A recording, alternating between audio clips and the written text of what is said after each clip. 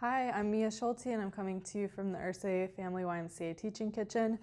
Today we're going to be working on grilled cheese. I know probably a lot of you have made grilled cheese before, but I have a few tips and tricks I want to share with you to really elevate your grilled cheese game.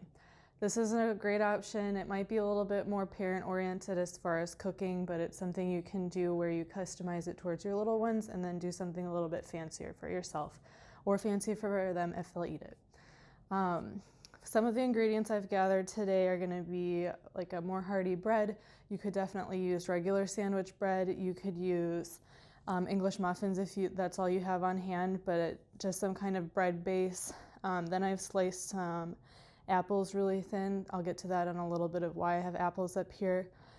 I have a Swiss cheese and Gruyere mix, and then I have a regular cheddar. And I use shredded cheese because it does melt faster in the pan. And then I also have melted butter, and I'll show you what that's for in a little bit. I have my pans preheated. They're over right now about a medium-low heat. I want it to cook slowly and not burn so I can really control how everything's melting. So to get started, I'm going to take my bread, and I'm actually going to use my melted butter.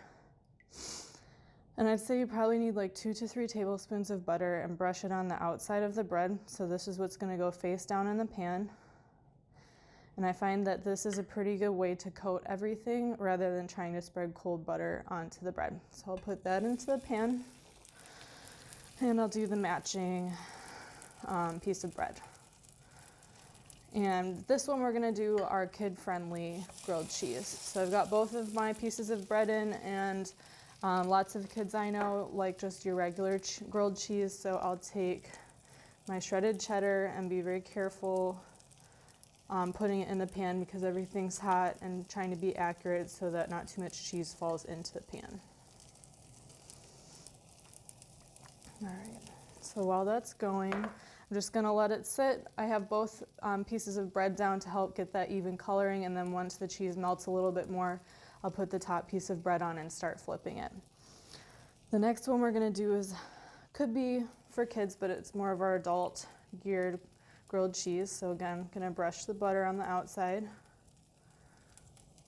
Be sure to get the edges.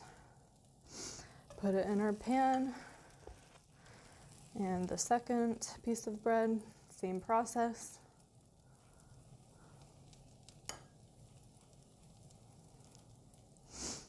And now I'm gonna take my apple slices. This is just a fun flavor to add into your grilled cheese.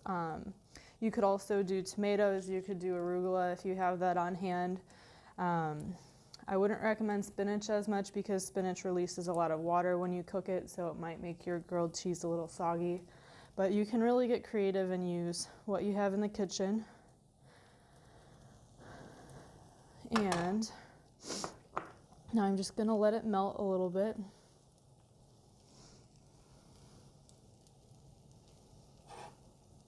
If you wanted to cook faster, you could actually put lids on and just keep monitoring how hot the pans are.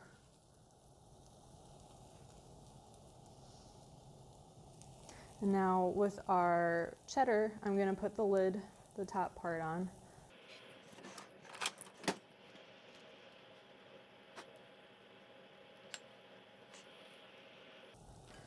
And then I'll start flipping.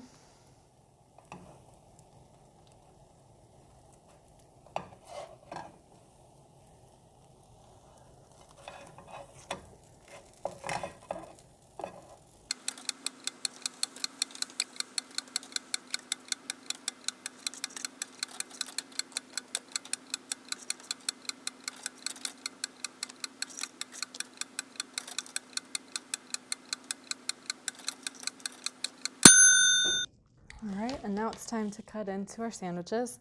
So I'll start with our cheddar one first. Just use a nice sharp knife. You can see that melted gooey middle. And then our apple and Gruyere sandwich is here. Again, you've got that melted layer and some fresh apple in it there. So thank you for joining me for our grilled cheese class, and I look forward to bringing you more content in the future.